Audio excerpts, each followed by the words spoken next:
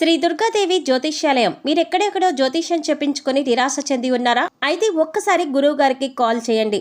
ప్రేమ, పెళ్లి, ఉద్యోగం, రాజకీయం, విదేశీ ప్రయాణం, ధనం నిలకడలేకపోవడం, భార్యాభర్తల మధ్య గొడవలు, ఆస్తి తగాదాలు, అప్పుల బాధలు, స్త్రీ పురుషుల ఎటువంటి గుప్త సమస్యలకైనా సరే రోజుల్లోనే పరిష్కారం చూపబడును. స్త్రీ పురుష వశీకరణ ప్రత్యేకంగా 100% చేయబడును.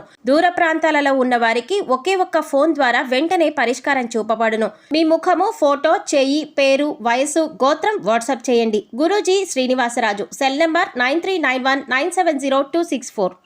ఓం శ్రీమాత్రే నమః. ఛానల్లోకి స్వాగతం అండి. ఈ వీడియోలో మనం మిథున రాశి వారి గురించి మాట్లాడుకోబోతున్నాం.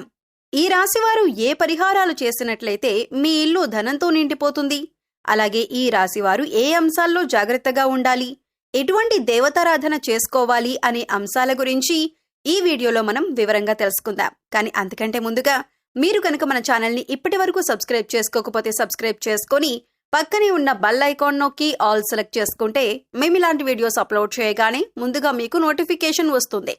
అలాగే వీడియోని ఎక్కడా కూడా స్కిప్ చేయకుండా చివరి వరకు చూస్తేనే మేమేం చెబుతున్నామో మీకు పూర్తిగా అర్థమవుతుంది. ఇక వివరాల్లోకి వెళితే ముందుగా ఈ రాశివారి మనస్తత్వం చూసుకున్నట్లయితే ఈ రాశివారు ఖచ్చితమైన నిర్ణయాలు తీసుకుంటారు. ఊగిసలాడే ధోరణి వీరిలో అస్సలు కనిపించదు. అలాగే ఈ రాశివారు ఎవరైతే ఉన్నారో వీరి మనసులో ఉన్నది బయట పెట్టరు. ఇతరుల విషయాలు గోప్యంగా ఉంచుతారు. ఇతరులు చెప్పే విషయాల్లో నిజాలు తేలికగా గ్రహిస్తారు. సిద్ధాంతాలు రోజుకొకసారి మార్చుకునే మనసు వీరికి ఉండదు. జీవితంలో మంచి స్థితికి రావటానికి చాలా కష్టపడతారు. వీరికి మంచితనం, పట్టుదల అధికంగా ఉంటుంది. కానీ వీరికి చాలా కోపం ఎక్కువ అని చెప్పుకోవచ్చు. దీనివల్ల అనేక మంది శత్రువులుగా మారుతారు. కానీ వీరికి కోపం వచ్చినప్పుడు ఎక్కువసేపు ఉండదు. ఈ రాశివారు మంచి ఆకర్షణమైనటువంటి రూపాన్ని కలిగి ఉంటారు. చూడటానికి అందంగా ఉండటమే కాదు, ఇతరులను చూడగానే వారి కష్టాలను ఈ రాశివారితో పంచుకుంటారు. ఈ రాశివారు మిత్రత్వాన్ని కోరుకుంటారు. ప్రతి విషయాన్ని చాకచక్యంగా ఆలోచించి తెలివిగా నిర్ణయాలు తీసుకుంటారు. ఇప్పటిదాకా మీరు గమనించే ఉంటారు, చాలాసార్లు చాలా విధాలుగా మీరు ఏదో ఒక పనిలో నష్టపోతూనే ఉన్నారు. కానీ ఈ చివరి దశకు వచ్చేటప్పటికీ మీరు ఏదో ఒక మార్గం ఎంచుకొని మరింత నష్టపోకుండా మిమ్మల్ని మీరు కాపాడుకుంటూ వచ్చారు. అది ఎందువల్లంటే ఈ దేవత అనుగ్రహం ఉండటం వలన మీకు ఈ విధంగా జరుగుతుంది. అయితే ఈ దేవత మిమ్మల్ని ఒకటి అడుగుతుంది. అలాగే మీరు కాని ఆ పని చేస్తే దేవత మిమ్మల్ని ఎన్నో రకాలుగా, ఎన్నో విధాలుగా సహాయపడుతుంది, అలా కాపాడుతుంది. మరి ఇప్పుడు ఏం చేయాలి మీరు? ఇలా ప్రతి ఒక్కటి కూడా చాలా క్లియర్గా ఇప్పుడు మన వీడియోలో తెలుసుకుందాం. వీడియోని ఎక్కడా కూడా స్కిప్ చేయకుండా చివరి వరకు చూడండి. అప్పుడే మేము ఏం చెబుతున్నామో మీకు పూర్తిగా అర్థమవుతుంది. ప్రతిరోజు రాత్రిపూట మీరు పడుకున్న తర్వాత ఈ దేవత వస్తుంది. మీ చుట్టుపక్కలన్నీ పరిశీలిస్తూ తాను ఎంతో చక్కగా మిమ్మల్ని దీవిస్తుంది. అయితే మీకు చాలా రోజుల నుండి ఈ విషయం తెలియక మీరు ఏం జరుగుతోందని చెప్పేసి అనుకుంటున్నారు. ఇక దీంతో పాటు ఇద్దరు మనుషులు ఎవరైతే ఉన్నారో వాళ్ళు మీ జీవితంలో ప్రతి ఒక్క పని చెడిపోవాలని కోరుకుంటున్నారు. మీ జీవితంలో ఎంతో కొంత నష్టానికి కారణమయ్యే వాళ్ళు వీరిద్దరే. వాళ్ల పేర్లు ఏ అక్షరంతో స్టార్ట్ అవుతుందో అది కూడా ఈ వీడియోలో మనం వివరంగా తెలుసుకుందాం. మీరు ఈ ఇద్దరు మనుషులతో ఎంత జాగ్రత్తగా ఉంటే అంత మంచిదే. మీ లైఫ్ ని కంప్లీట్ గా పాడు చేసేది మాత్రం వీరిద్దరే. అయితే వీళ్ళకి అంత చనువు రావటానికి కారణం కూడా మీరే. ఎందుకంటే మీరు ప్రతి ఒక్కరిని నమ్మేస్తుంటారు. ఎంత నమ్ముతారంటే మీ లైఫ్ లో జరిగే ప్రతి ఒక్క విషయాన్ని మీరు ఎంతో క్లియర్ గా వీరికి ప్రతి ఒక్కటి చెబుతూ ఉంటారు. వీళ్లతో మీరు ఇంతకు ముందు కూడా చాలా విధాలుగా నష్టపోయి ఉన్నారు. వీళ్ళు మాయమాటలు చెప్పగానే మళ్లీ వాళ్ళని మీరు నమ్మడం మొదలు పెట్టేస్తారు. దాని మూలాన మళ్లీ మోసం చేయటానికి అవకాశం కలుగుతుంది. మీరు ఇప్పటిదాకా ఎంతో కష్టపడి ఉంటారు. మీరెంతో శ్రమదానం చేస్తారు. కానీ ప్రతి ఒక్క పని ఏదైతే ఉందో అది నష్టానికి దారితీస్తుంది. దానికి కారణం కూడా వీరిద్దరే.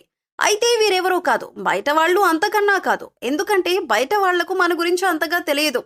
మీకు ఎక్కువగా తెలిసిన వాళ్ళు ఇటువంటి పనులు చేస్తూ ఉంటారు. మనం ఏదైనా కొత్త వస్తువు కొన్నా, మనం కాస్త అభివృద్ధిలోకి వస్తున్నా చాలు వీళ్ళు కళ్లల్లో నిప్పులు పోసుకుంటారు. మీరు బాధలో ఉంటే వాళ్ళు సజెషన్ ఇవ్వాలని చెప్పేసి ఎదురు చూస్తూ ఉంటారు. వీళ్ళెప్పుడూ కూడా మీ చుట్టుపక్కలే ఉంటారు.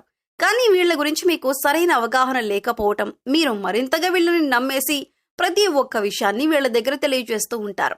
ఇదే అవకాశంగా తీసుకొని ప్రతి ఒక్కటి మీకు రివర్స్ ప్లాన్ చేసుకొని వాళ్ల ప్లాన్లో వాళ్ళు సక్సెస్ అవుతున్నారు. కాబట్టి మీరు ఎప్పుడూ కూడా ఏ పని చేయాలనుకున్నా, మీరు ఏ నిర్ణయం తీసుకోవాలనుకున్నా మీరు మాత్రం ఎప్పుడూ కూడా ఎవరితో ఆ పని గురించి డిస్కస్ చేయకండి. ఆ పని జరిగిన తర్వాత వేరే వాళ్లకు తెలియజేసేలా ఉండండి. అయితే మొట్టమొదటగా మీరు జాగ్రత్తగా ఉండవలసిన వారి పేరు మొదలయ్యే అక్షరం కలిగిన పేరేంటంటే ఎస్ అక్షరంతో ఎవరి పేరైతే ఉంటుందో వాళ్ళు ఎప్పుడు చూసినా కూడా ఎక్కువ శాతం జలస్ గా ఫీల్ అవుతూ ఉంటారు. వాళ్ళు ఎప్పుడు కూడా బయటకు వేరే వాళ్ళకి ఎంతో సానుభూతి చూపిస్తున్నట్టుగా ఉంటారు. కానీ వాళ్ళు చేయాల్సిన పనులన్నీ చాలా సైలెంట్ గా చేసుకుంటూ పోతారు. వీళ్ళు ఎప్పుడు కూడా మనతో కలిసి ఉన్నట్లుగానే నటిస్తారు.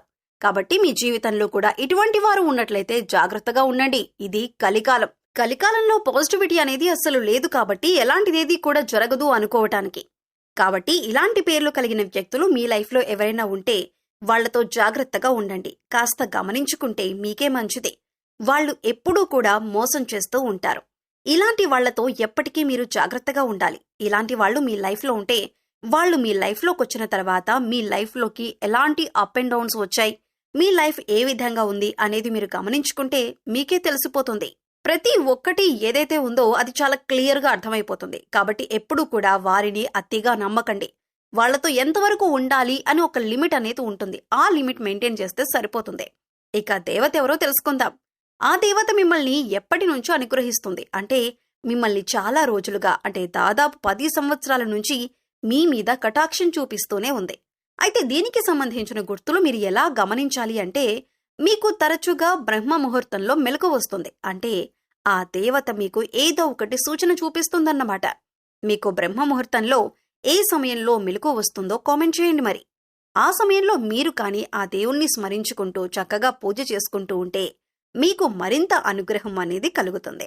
ఎప్పుడు కూడా మనకి బ్రహ్మ ముహూర్తంలో పదే పదే మెలకు వస్తుంది. అంటే ఏదో ఒక దైవశక్తి మనకు అనుసంధానమై ఉంటుంది. కాబట్టి అటువంటి అనుభవాన్ని చెందుతారు. మీరు ఎక్కువ శాతం తీర్థయాత్రలకు వెళుతున్నట్టు కలలు వస్తున్నాయా? అయితే ఇది కూడా మీకు మరొక సూచన. సాక్షాత్తు దుర్గాదేవి అనుగ్రహం మీ మీద ఉంది. మీరు అమ్మవారిని పూజించటం చాలా కాలం నుంచి ఆపేశారు. మీరు నష్టాల్లోనే ఉన్నారని, బాధలో ఉన్నారని, మీరు ఎంతసేపటికి ఆ బాధల్లో మునిగిపోయి ఉంటున్నారు. కానీ మనస్ఫూర్తిగా దేవతను స్మరించుకుంటూ, నీతితో దీపారాధన చేసుకుంటూ, దుర్గాదేవి అష్టోత్తరం పారాయణం చేస్తూ ఉంటే సరిపోతుంది. అమ్మవారు మిమ్మల్ని మరింతగా ఏమి మీ నుంచి కోరదు. మీరు వీలైనంత త్వరగా మీ కర్మలని ఎంత బాగా తగ్గించుకుంటే అంత మంచిదే. మనం చేసే పనులు బట్టి మనకు ఆ దేవత అనుగ్రహం అనేది ఉంటుంది. మీరు మంచి పనులు చేస్తే ఆ కర్మం మీకు రిటర్న్ వస్తుంది. మనం అవతల వాళ్లకు వీలైనంత సహాయం చేయగలిగితే మనకి కూడా మంచి అనేది జరుగుతుంది. ఏదో ఒక రూపంలో దాని ఫలితం మనకు దక్కుతుంది. కాబట్టి ఎప్పుడూ కూడా ఎవరికీ కూడా మీరు అన్యాయం చేయాలని చెప్పి ఆలోచించకండి.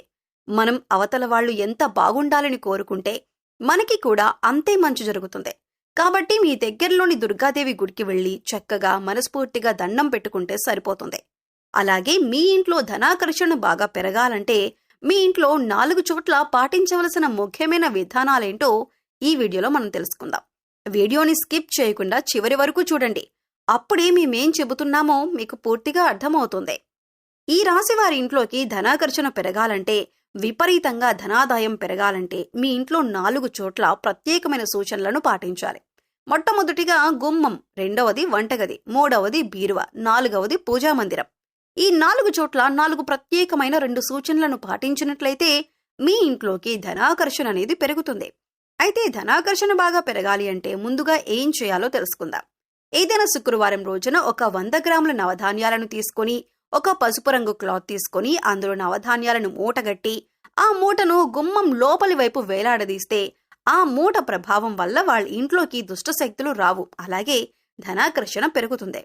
ఆ తర్వాత రెండవది వంటగది. వంటగదిలో ఏం చేయాలంటే శుక్రవారం రోజు ఉదయం 6 గంటల నుంచి 7 గంటల మధ్య ప్రాంతంలో, మధ్యాహ్నం 1 నుంచి 2 గంటల మధ్య ప్రాంతంలో, రాత్రి 8 నుంచి 9 గంటల మధ్య ప్రాంతంలో, ఈ 3 సమయాల్ని శుక్రహోర అని పేరుతో పిలుస్తారు. ఈ సమయంలో మీ వంటగదిలో ఒక పళ్ళెం ఉంచి ఆ పళ్ళెంలో కళ్ళుప్పు వేసి దాని మీద ఒక పసుపు కొమ్మ ఉంచాలి. ఇలా చేస్తే ఇంట్లోకి ధనాకర్షణ విపరీతంగా పెరుగుతుంది. ఇక మూడవది బీరువాలోకి ధనాకర్షణ బాగా పెరగాలంటే మీరేం చేయాలంటే ఒక తెలుపు రంగు వస్త్రం లేదా పసుపు రంగు వస్త్రం తీసుకొని అందులో కొద్దిగా పచ్చకర్పూరం, కొన్ని యాలకులు వేసి మూటగట్టి బీరువాలో ఉంచాలి. ఇలా చేస్తే ఇంట్లోకి ధనాకర్షణ పెరుగుతుంది.